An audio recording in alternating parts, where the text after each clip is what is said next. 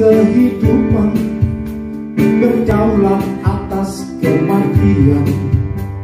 Kau Tuhan atas segalanya, dari surga kembali. Ya, selamat Paskah buat saudara semuanya, baik yang hadir di sini maupun yang ikut siaran ya, live streaming. Tadi sebenarnya tidak rencana tidak saya siarkan, tapi kayaknya sayang sebenarnya. Akhirnya di tengah puji-pujian saya siarkan aja, saudara, supaya yang lain juga mendapat berkat. Baik, Bapak Ibu kasih Tuhan ya. Nah, hari ini adalah hari kemenangan bagi kita semua. Saya minta saudara tepuk tangan dulu untuk kita. Ya. Jadi pada hari Jumat Yesus Kristus disalibkan dan mati. Jadi Yesus waktu dikuburkan itu tidak pingsan, tetapi mati, saudara ya. Dengan dipastikannya kematian Yesus ketika prajurit Romawi itu menombak lambung kanannya. Ketika ditombak, maka keluarlah air dan darah, saudara. Dan Yesus sudah tidak bergerak, ya, tubuh Yesus sudah tidak bergerak karena memang sudah mati, saudara. Ya. Dan ketika mati, seperti yang sudah saya sampaikan, maka roh Yesus masuk ke dalam Hades. Dan sepanjang hari kemarin, ya hari Sabat, roh Yesus berada di dalam Hades. Tetapi puji nama Tuhan, Yesus tidak selama-lamanya berada di dalam Hades atau dalam kerajaan maut. Pagi-pagi jam 5, sekitar jam 5, mungkin setengah 5, Yesus sudah bangun, saudara ya. Yesus sudah bangkit, bukan bangun, saudara, bangkit dari kematian dan menyatakan dirinya bahwa dia hidup. Sekali lagi tepuk tangan, saudara. Ya, jadi ini merubah keadaan seluruh dunia, khususnya pengharapan umat manusia. Dan saudara Tuhan, keempat Injil menuliskan tentang kematian dan kebangkitan Yesus. Ya, waktu kelahiran Yesus hanya 2 Injil yang mencatat, saudara, yaitu Injil Matius dan Injil Lukas. Dan saya bertanya, mengapa 2 Injil lainnya tidak mencatat kelahiran Yesus? Ya, karena Injil Markus sebut Injil hamba, ya, tidak perlu seorang hamba diketahui asal usulnya.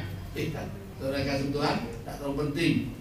Dan Injil Yohanes disebut Injil ilahi, yang menggambarkan, mendeskripsikan, ya, menceritakan Yesus adalah anak Allah yang maha tinggi. Sebagai anak Allah yang maha tinggi, tidak perlu ada silsilah manusia, karena memang Yesus itu awal mulanya adalah kekal, ya. Dia sebelum dunia dijadikan, Yesus sudah ada. Nah, hanya 2 Injil yang mencatat kelahiran Yesus, tapi kematian dan kebangkitan Yesus ini dicatat oleh keempat Injil, Matius, Markus, Lukas, Yohanes. Apa maksudnya, saudara? Ini untuk memberikan keabsahan, ya, akan sebuah fakta kejadian. Sebab hukum Taurat, nanti kalau saudara baca dalam Ulangan pasal 19 ayat yang ke-15, ya, Ulangan pasal 19 ayat 15, hukum Taurat menuliskan bahwa, ya, kesaksian satu orang saja tidak cukup untuk mengesahkan sebuah peristiwa itu benar-benar terjadi, ya. Nah, kalau saudara mimpi atau saudara mungkin cerita-cerita tapi tidak ada yang lain yang menyaksikan, maka menurut hukum Taurat kesaksian saudara itu tidak sah, tidak boleh dianggap benar, saudara. Tapi kesaksian, satu kesaksian itu akan sah kalau disaksikan lebih dari satu orang. 2, 3 orang saksi, ya, bersaksi tentang suatu perkara yang sama, maka kesaksiannya itu dianggap sah, saudara. Dan apa yang terjadi pada kematian dan kebangkitan Yesus ini disaksikan oleh keempat Injil. Ini apa artinya? Segala peristiwa yang terjadi ini bukan dongeng, tetapi ini adalah fakta dan sah. Bahkan ada juga, saudara, di luar daripada murid Yesus yang menuliskan kesaksian-kesaksian ini, menuliskan peristiwa ini. Saudara, artinya bahwa kita tidak perlu meragukan kebenaran peristiwa ini, bahwa Yesus sungguh-sungguh mati, dikubur, dan bangkit pada hari yang ketiga. Saudara, nah untuk itu kita akan melihat peristiwanya. Kita akan baca dalam Injil Markus pasal yang ke-16 ayat 1 sampai 8. Saya akan bacakan untuk Bapak Ibu Saudara. Kebangkitan Yesus setelah lewat hari Sabat, Maria Magdalena dan Maria ibu Yakobus serta Salome membeli rempah-rempah untuk pergi ke kubur dan meminyaki Yesus. Dan pagi-pagi benar pada hari pertama minggu itu, setelah matahari terbit, pergilah mereka ke kubur. Mereka berkata seorang kepada yang lain, "Siapa yang akan menggulingkan batu itu bagi kita dari pintu kubur?" Tetapi ketika mereka melihat dari dekat, tampaklah batu yang memang sangat besar itu sudah terguling. Lalu mereka masuk ke dalam kubur dan mereka melihat seorang muda yang memakai jubah putih duduk di sebelah kanan. Mereka pun sangat terkejut. Tetapi orang muda itu berkata kepada mereka, "Jangan takut, kamu mencari Yesus orang Nazaret yang disalibkan itu. Ia telah bangkit, ia tidak ada di sini. Lihat, inilah tempat mereka membaringkan dia." Ayat 7. "Tapi sekarang pergilah, katakanlah kepada murid-muridnya dan kepada Petrus, ia mendahului kamu ke Galilea. Di sana kamu akan melihat dia seperti yang sudah dikatakannya kepada kamu." Lalu mereka keluar dan lari meninggalkan kubur itu, sebab gentar dan dahsyat menimpa mereka. Mereka tidak mengatakan apa-apa kepada siapapun juga karena takut. Ayat kalimat berikutnya kita baca bersama-sama, 2-3. Dengan singkat mereka sampaikan semua pesan itu kepada Petrus dan teman-temannya. Sesudah itu Yesus sendiri dengan perantara murid-muridnya memberitakan dari timur ke barat berita yang kudus dan tak terbinasakan tentang keselamatan yang kekal itu. Saudara Tuhan, ya. Nah, pada hari ini saya sampaikan tema khotbah tentang kebangkitan Yesus dari antara orang mati adalah kabar baik yang harus didengar oleh semua orang. Ya. Saudara Tuhan, mengapa kebangkitan Yesus dari antara orang mati ini penting bagi seluruh dunia? Saudara kasih Tuhan, ya. Saudara, yang pertama perhatikan, ya. Yang pertama, ini membuktikan bahwa kitab suci ini adalah benar.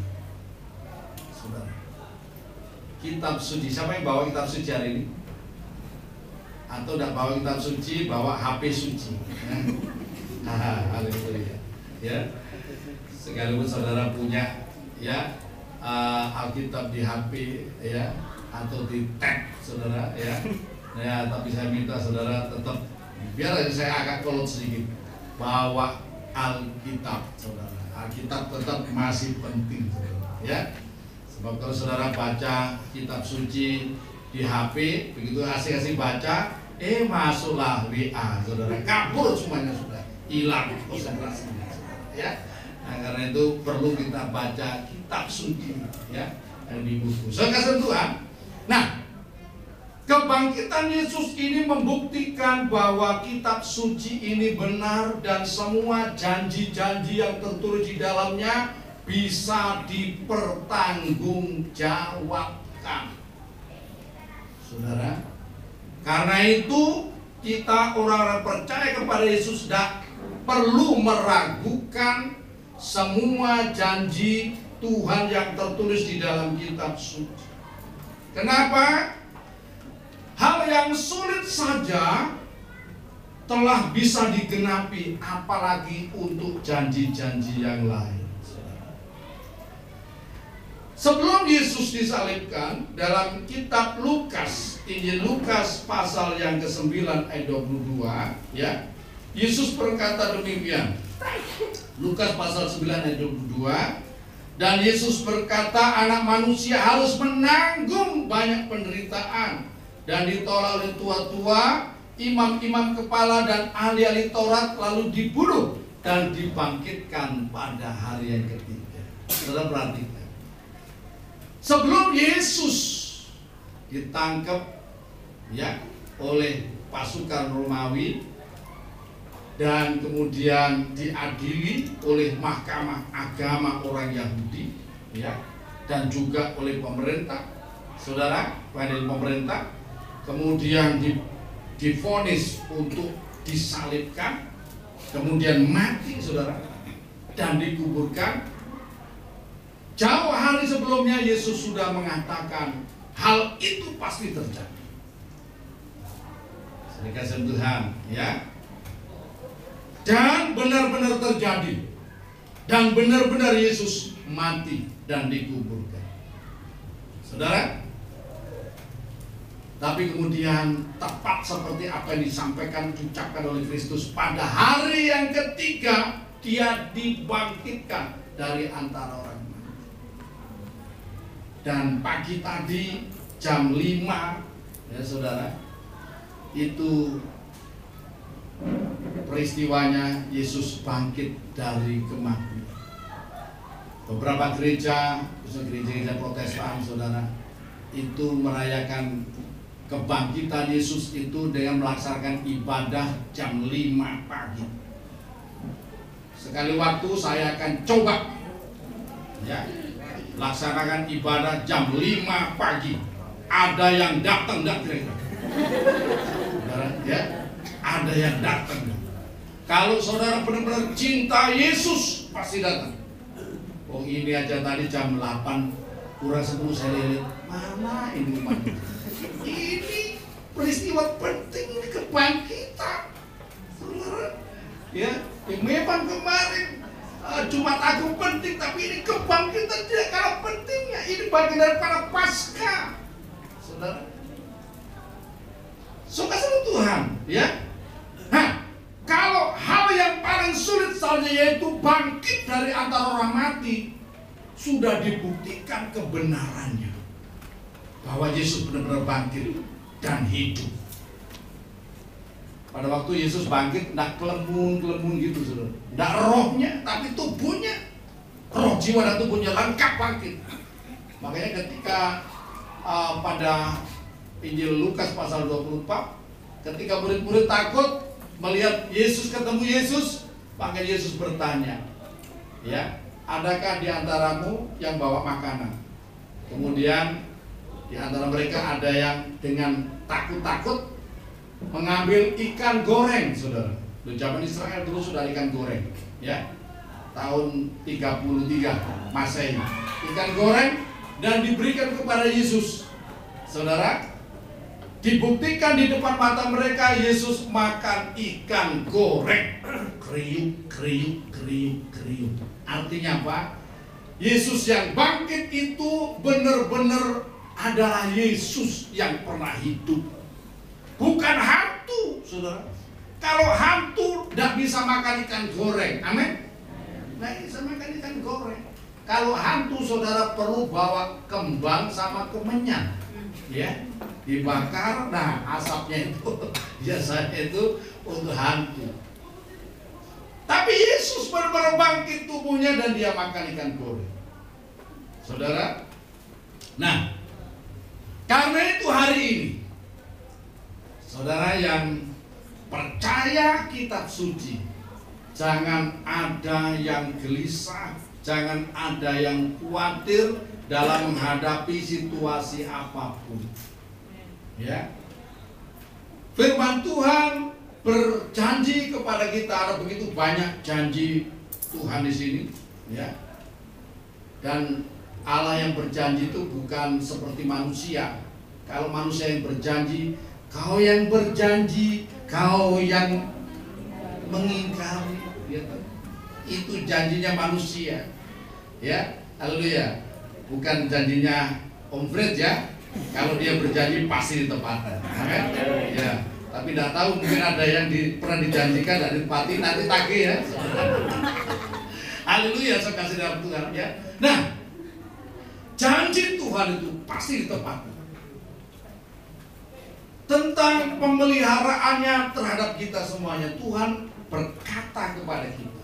Nanti saudara bisa baca dalam Matius pasal 6 ayat 25 sampai ayat 34. Jangan kamu khawatir tentang hidupmu, tentang apa yang hendak engkau makan, engkau minum. Jangan khawatir akan tubuhmu, tentang apa yang akan kau pakai. Ya, karena hidup itu lebih penting daripada semua. Pandanglah burung-burung di udara yang tidak menabur tetapi dipelihara oleh Bapamu yang di surga. Pandanglah bunga bakung yang di padang yang tidak memintal tetapi didandani oleh Bapamu yang di surga. Karena itu saudara, jangan hidup di dalam kekhawatiran, apalagi ketakutan. Saudara yang berada di dalam Yesus Kristus, serahkanlah hidupmu kepada Tuhan, maka Tuhan akan bertindak. Ya, tapi bukan berarti kita udah serahkan hidup terus bangun tidur kayak Mbak Surip, yo mati, saudara. Ya. Bukan begitu maksudnya. Kerjakan apa yang menjadi bagian kita, bagian Tuhan. Tuhan yang akan mengerjakan. Jangan saudara, wis aku tak serahkan aja, piring berantakan semuanya, saudara berkata, Tuhan cuci piring. Bukan begitu saudara. Bagian kita, bagian Tuhan, bagian Tuhan. Ya. Nah, tentang apapun juga dalam hidup ini, jangan pernah khawatir. Ya. Karena juga Tuhan berjanji dalam Ibrani pasal yang ke-13 ayat ke-5 itu, jangan engkau menjadi hamba uang. Amin. Ya. Jangan engkau menjadi hamba uang, tetapi cukupkanlah dirimu dengan apa yang ada. Aku sekali-kali tidak akan membiarkan engkau, dan aku sekali-kali tidak akan meninggalkan engkau. Jangan ada orang Kristen yang hari ini menghadapi masalah, kemudian putus asa, mulai cari-cari mana baygon, mana tali jemuran. Suka Tuhan, ya. Jangan sampai saudara berpikir mau bunuh diri, ya. Karena apa? Orang yang membunuh dirinya tidak ada lagi kesempatan untuk dia menerima keselamatan, karena dia telah menghina Sang Penciptanya, ya, dan merusak karya Allah di dalam hidupnya, saudara. Maka pasti masuk neraka. Karena itu serahkan hidup pada Tuhan. Jangan melihat apa persoalan hari ini, lihatlah ke depan. Tuhan punya rencana yang indah untuk hidup saudara. Amin. Ya, saya minta itu ditayangkan lagi ya, kitab Yeremia pasal 29 ayat yang ke-11 itu, supaya kita sadar bahwa di dalam Yesus Kristus kita ini ada, ya, ada rancangan Allah yang luar biasa. Kita baca bersama-sama Yeremia 29:11, 2-3. Sebab aku ini mengetahui rancangan-rancangan apa yang ada padaku mengenai kamu. Demikianlah firman Tuhan, yaitu rancangan damai sejahtera dan bukan rancangan kecelakaan, untuk memberikan kepadamu hari depan yang penuh harapan.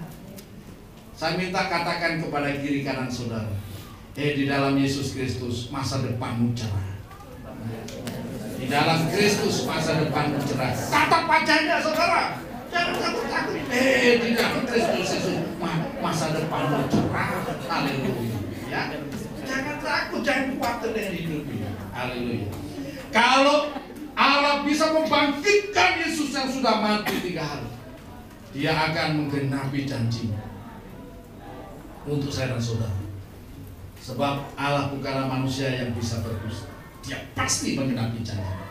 Jadi saudara bisa baca itu dalam kitab Bilangan pasal 23 ayat 19 ya. Allah bukan manusia yang bisa mencela-mencela, ya. Tapi Dia pasti menggenapi janjinya. Sekarang yang kedua, saudara, yang kedua membuktikan bahwa Yesus sudah mengalahkan musuh yang terbesar bagi umat manusia. Artinya Yesus sudah menang atas musuh yang terbesar yang dihadapi oleh umat manusia. Musuh kita apa, saudara? Musuh kita adalah kematian. Orang bisa menjadi orang hebat kayak apa, ya? Saudara bisa mengingat Alexander the Great, saudara.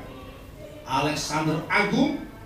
Pada zamannya, siapa yang tidak kenal dengan Alexander the Great sampai hari ini?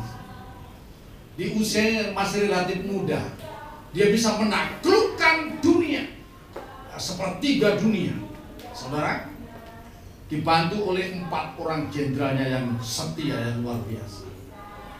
Tetapi di puncak kejayaannya, dia mati.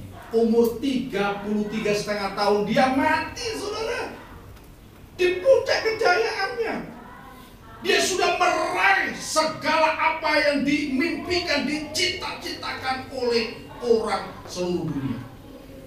Ya, kekayaan, kejayaan, kehormatan, apa saja dia peroleh, dunia dia peroleh. Tetapi di puncak kejayaannya dia mati. Sebelum dia mati kenapa? Kalau dasar itu kena penyakit malaria, ya. Malaria atau demam berdarah mungkin gitu ya, saudara. Ya, malaria. Sebelum dia mati, dia berpesan kepada orang-orang dekatnya. Tolong nanti kuburkan saya. Buatkan saya peti dengan ada lubangnya di kiri kanan. Maksudnya nanti jenazahku, ya, tolong keluarkan tanganku dari peti. Yang kanan keluar ke kanan, yang kiri keluar ke kiri. Belum pernah terjadi seperti itu, saudara. Apa kira-kira mau, saudara, diperlakukan seperti itu? Nggak mau ya, saudara. Jenazahnya dikeluarkan tangannya dari peti. Pada waktu peti itu diangkut, tangannya gandal-gandul.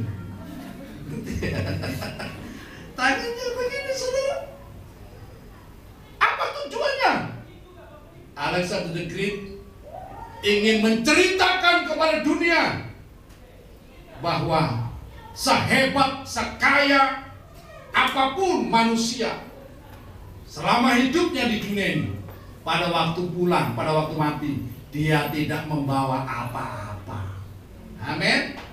Makanya Tuhan Yesus berkata, berfirman dalam Matius pasal 16 ayat ke-26 kalau salah itu, apalah gunanya seorang memiliki seluruh dunia tetapi jiwanya binasa. Hari ini, saudara, puji nama Tuhan, ya, Yesus Kristus, manusia Yesus Kristus, anak manusia yang juga adalah anak Allah, saudara, telah membuktikan bahwa Dia sudah mengalahkan musuh kita yang paling mengerikan, yaitu kematian. Ya, suka-suka Tuhan.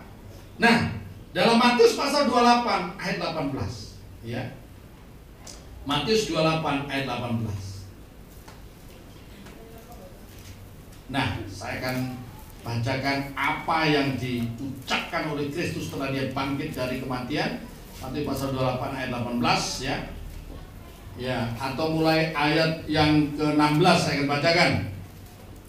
Dan ke-11 murid itu berangkat ke Galilea, ke bukit yang telah ditujukan Yesus kepada mereka. Ketika mereka melihat Dia, mereka menyembahnya, tetapi beberapa orang ragu-ragu. Yesus mendekati mereka dan berkata, kepadaku telah diberikan segala kuasa di surga dan di bumi. Ya. Nah, Yesus yang sudah bangkit itu mendahului murid-murid ke Galilea. Dan ketika murid-murid ketemu dengan Yesus yang sudah bangkit itu, sebagian di antara mereka menyembah Tuhan, langsung menyembah Tuhan. Coba perhatikan, apa reaksi Yesus ketika murid-murid menyembah Dia? Kalau Dia bukan Tuhan, maka Dia akan berkata, ojo sembah aku, sembahlah Dia yang berhak. Tapi Yesus diam saja. Ya, Yesus diam saja, mereka menyembah Yesus. Kenapa? Memang Dialah Tuhan. Ya. Dan beberapa di antara mereka masih ragu-ragu. Nah, apa Yesus juga tidak paksa. Yang tidak menyembah aku, mati kamu. Tidak begitu, saudara. Tidak begitu. Sampai mereka benar-benar mengenal siapa Yesus itu. Ya, Yesus tidak mau orang beribadah itu karena ketakutan, berdasarkan ketakutan, atau menyembah Dia karena apa? Ancaman, bukan. Tapi karena apa? Kesadaran, pengertian, pengenalan akan Dia. Amin. Ya, karena kita mengenal Tuhan, kita menyembah Tuhan, bukan karena Dia ancam kita menyembah Tuhan, bukan. Tapi karena kita mengenal Dia. Ya. Perhatikan waktu Thomas, saudara. Waktu Thomas berkata, kalau aku tidak mencucukkan jariku di tangan Dia yang bekas paku yang gede itu, aku tidak akan percaya. Tapi ketika besoknya kemudian Yesus nampak berada di tengah-tengah murid-murid dan berada persis di depan Thomas, waktu mereka sedang berdoa, Yesus menyampaikan salam, ya. Dan kepada Thomas, Thomas, ini mana jarimu? Masukkan jarimu di lubang bekas di tanganku yang ada lubangnya bekas paku. Apa yang dilakukan oleh Thomas? Apakah Thomas mencucukkan jarinya ke tangan Yesus yang berlubang itu? Oh tidak, saudara. Waktu Yesus bangkit dan antara mati, masih lubang, saudara. Ya, kalau ada tangan lubang, saudara menemui saudara, ya kemungkinan itu tangannya, tapi ya, belum tentu ya. Tapi itu yang wajah bersinar itu tangannya lubang, ya. Itu tangannya Yesus. Dan kakinya masih lubang, bekas paku. Lambungnya masih lubang. Sampai hari ini. Tapi Yesus hidup. Ya, kenapa? Semuanya itu dilakukan untuk saya dan saudara. Sebab Yesus, saudara, yang bangkit itu masih melaksanakan misinya, ya, tugasnya untuk saya dan saudara, yaitu Yesus naik ke surga, berdiri sebagai imam besar untuk kepentingan saya dan saudara, untuk membela saya dan saudara. Dia tidak membawa darah ayam, tidak membawa darah burung tekukur, dia tidak membawa darah anak domba, tetapi dia membawa darahnya sendiri untuk membela saya dan saudara di hadapan Bapa di surga. Karena itu kita bersyukur, ya, sebagai umat Tuhan yang dibela oleh Tuhan. Kita orang Kristen tidak perlu membela, ya, tidak perlu membela agama, tidak perlu membela Tuhan. Tuhanlah yang membela saya dan saudara. Amin. Ya, Tuhan yang membela saya dan saudara. Makanya Tuhan mengajarkan kita ini diperintahkan untuk mengasihi dan mengasihi, saudara. Nah, dalam 1 Korintus 15 ayat 54 sampai 57, ya. 1 Korintus 15 ayat 54 sampai 57. Demikian, ya. Haleluya. Saya akan bacakan. Dan sesudah yang dapat binasa ini mengenakan yang tidak dapat binasa, dan yang dapat mati mengenakan yang tidak dapat mati, maka akan genaplah firman Tuhan yang tertulis, maut telah ditelan dalam kemenangan. Hai maut, di manakah kemenanganmu? Hai maut, di manakah sengatmu? Sengat maut ialah dosa, dan kuasa dosa ialah hukum Taurat. Tetapi syukurlah kepada Allah yang telah memberikan kepada kita kemenangan oleh Yesus Kristus Tuhan kita. Saudara, ya. Jadi Yesus sudah membuktikan bahwa dia sudah menang atas maut, maka di dalam Yesus kita ini punya pengharapan.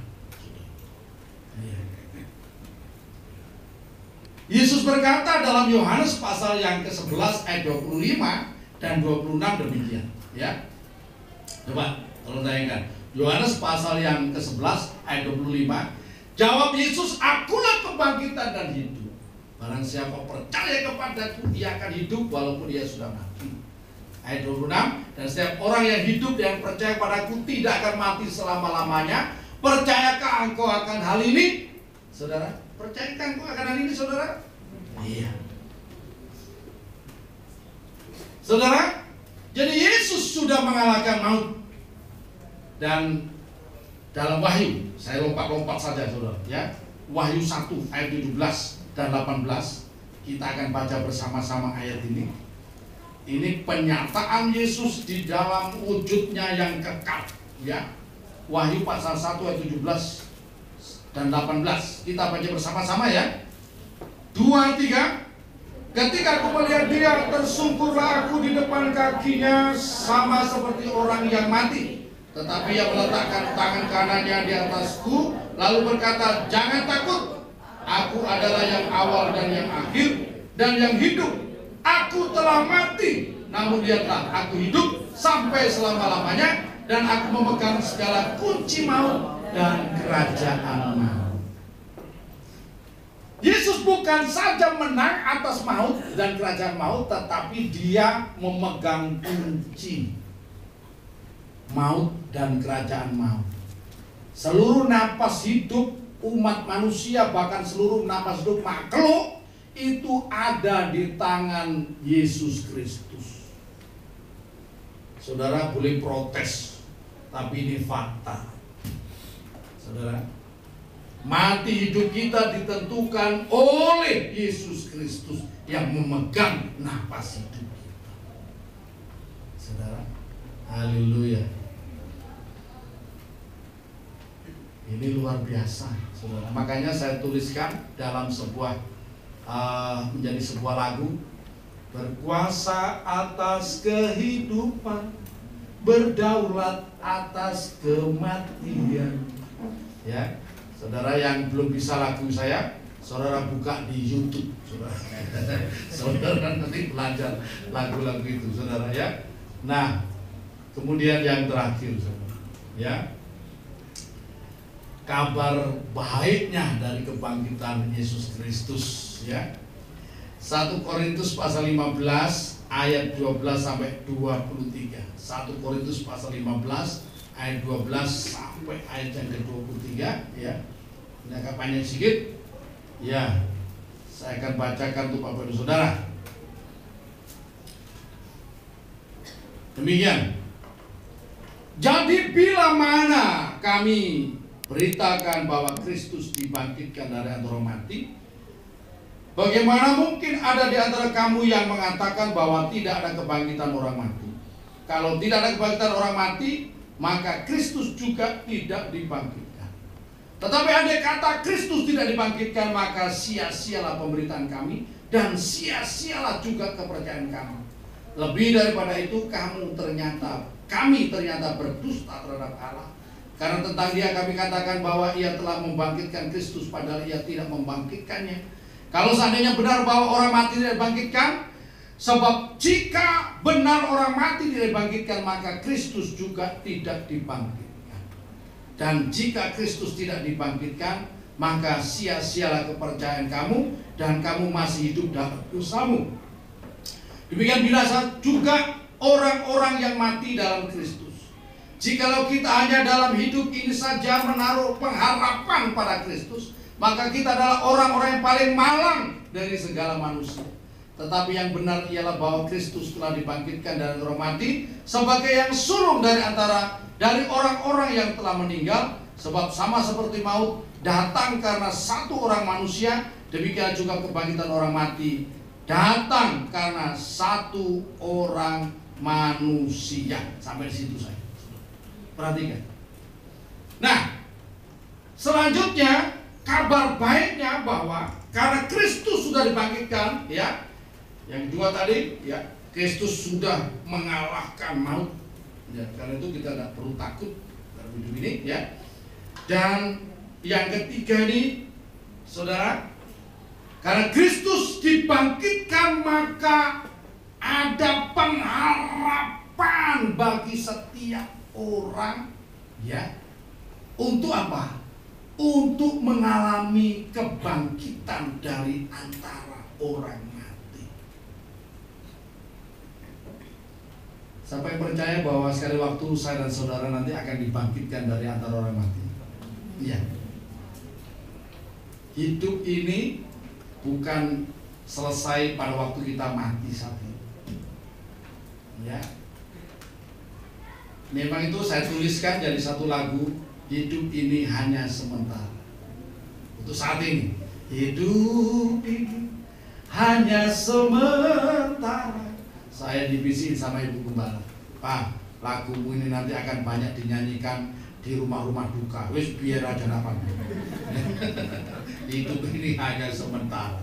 Ya, supaya semua orang juga ingat bahwa hidup kita saat ini memang sementara. Namun puji nama Tuhan, ya, di dalam Kristus Yesus kita punya pengharapan bahwa kita yang nanti pasti mati tidak akan mati selama-lamanya. Orang yang mati dalam Tuhan, rohnya berada di Firdaus bersama dengan para saleh, beristirahat untuk beberapa waktu lamanya. Berapa tahun? Mungkin 1000 tahun, ya. Mungkin sekian tahun. Tapi saya percaya bahwa waktu kebangkitan dari antara orang mati ini tidak akan lama. Karena apa? Menjelang kedatangan Tuhan yang kedua kali, setiap orang yang percaya kepada Tuhan Yesus akan dibangkitkan dalam kebangkitan yang pertama. Alkitab mengatakan berbahagialah orang-orang yang dibangkitkan dalam kebangkitan yang pertama. Karena apa? Orang-orang itu akan dilayakkan untuk ikut memerintah bersama-sama dengan Tuhan dalam kerajaan 1000 tahun di muka bumi. Karena itu, saudara, ya, karena kita hidup di dalam Tuhan yang memiliki pengharapan yang luar biasa. Jangan saudara bermimpi bahwa aku mau menikmati hidup saat ini. Hidup sekali dinikmati. Ya oke, silakan. Siapa yang melarang saudara menikmati hidup ini? Tapi kalau tujuan hidup saudara hari ini hanya menikmati hidup saudara, saya takut, ya, kehilangan keselamatan. Ya. Nah, Rasul Paulus menempatkan, bahkan para rasul-rasul yang lain menempatkan dirinya bahwa hidup yang mereka hidup ini adalah kesempatan untuk kita ini bekerja bagi kemuliaan nama Tuhan. Makanya dia katakan dalam Rasul Paulus, khususnya dalam Filipi pasal 1 ayat yang ke-19, ayat 20, ya, hidup bagiku adalah Kristus dan mati adalah keuntungan. Coba ditayangkan Filipi pasal 1, ya, ayat yang ke-21, 21, ya, Filipi 1 ayat 21, ya, karena bagiku hidup adalah Kristus dan mati adalah keuntungan. Siapa yang yakin mati itu untung? Tolong angkat tangan. Ada yang mau mati sekarang? Nggak ada, ya. Ya, kapanpun sekali waktu pasti itu, ya. Mati itu keuntungan apa? Kita akan mendapatkan segala apa yang menjadi jerih lelah kita selama kita hidup ini. Kalau saudara dalam hidup ini tidak berjerih lelah untuk pekerjaan Tuhan, tidak berjerih lelah untuk pekerjaan Tuhan, saudara tidak berbahagia. Ya. Amin. Ya, karena itu mari kita dalam hidup ini kesempatan untuk kita melakukan sesuatu untuk memuliakan nama Tuhan. Makanya ayat 22, jangan dimatikan dulu, ayat 22, ya. Tayangkan terus. Haleluya. Filipi 1 ayat 22. Siapa di belakang? Ya. Haleluya. Ya, ayat 22. Kita baca bersama-sama. 2, 3. Tetapi jika aku harus hidup di dunia ini, itu berat bagimu bekerja memberi Tuhan. Jadi mana yang harus kupilih? Jangan pura-pura tidak tahu, saudara, ya. Jangan pura-pura tidak tahu. Yang pilih harus selama kita hidup ini kita bekerja untuk menghasilkan buah. Ya, mari kita bekerja untuk menghasilkan buah. Apa kita lakukan? Ibadah ini, kita mengerjakan ibadah ini, saudara, ini ada upaya kekal. Saya sangat menghargai jemaat Tuhan, sekalipun dalam situasi seperti ini tetap beribadah. Saya percaya itu upaya berlipat-lipat. Ya, setiap detik waktu yang saudara berikan ke Tuhan itu bernilai kekal. Saudara nyapu gereja saya bernilai kekal. Buang sampah bernilai kekal. Ya, kalau yang kasih sampah, ninggalkan sampah, bernilai kekal. Amin. Haleluya. Karena itu saya harapkan sejak saya khotbah ini tidak ada cuma meninggalkan sampah-sampah. Amin. Karena itu bernilai kekal. Kekasih Tuhan, ya, perhatikan rumah Tuhan.